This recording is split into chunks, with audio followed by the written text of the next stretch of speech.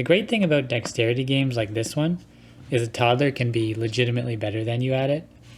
Something about their tiny hands. So how do we level the playing field? Well, I can't really shrink the size of my hands, but I can increase the size of the game pieces. So on today's episode, we're going to be supersizing some wooden game components.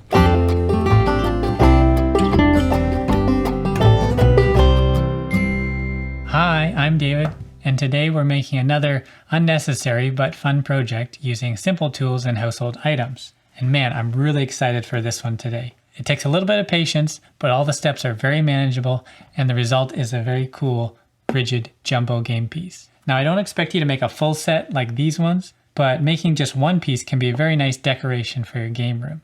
And if you look in the description below, you'll find templates for all the characters shown here. First, print out the pattern you want to use on colored paper, then glue it onto the smoother side of some corrugated cardboard. Trim out the shape using a knife. The patterns with fewer inside curves will be easier. Cut strips of the same color of paper 2 or 3 inches wide until you have enough to make a continuous strip greater than the perimeter length listed on the template. Glue these strips along a straight edge of another piece of cardboard. Make sure the corrugations run across the width of the strip. Then trim the cardboard down to the paper size. Mark the thickness of your cardboard at multiple points along the edge of the strip. Then use a ruler and a knife to cut only partially through the cardboard along this line. You want to cut through most of the corrugation, but not any of the bottom layer. Okay, now my favorite part. Peel away that top layer of cardboard to leave just a step down to the bottom layer. Now take an old pen and crush the back face along each trough in the corrugation. Look at that. Now your cardboard can bend smoothly.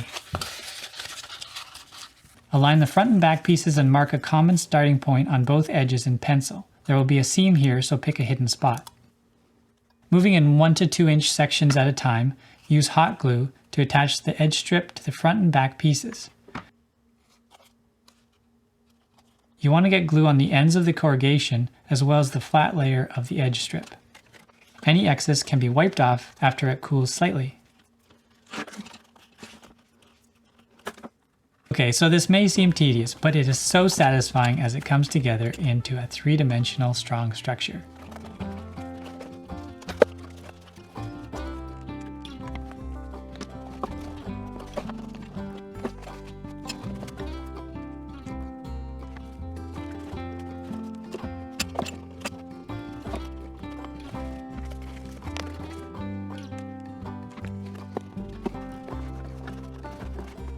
When you get to the end, trim the excess edge to length and glue the end in place. If you have it, use some sandpaper to break the edge and give a more natural look. And there we go, we're done. Hopefully you enjoyed today's video, and maybe you'll go out and try making your own favorite game piece. And I'll see you next time on another Upgrade DIY. Okay. It's your turn, Daddy. It's your turn. All right. My turn.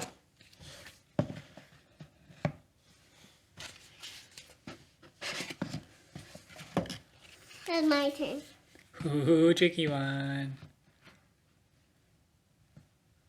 What? How did you do that?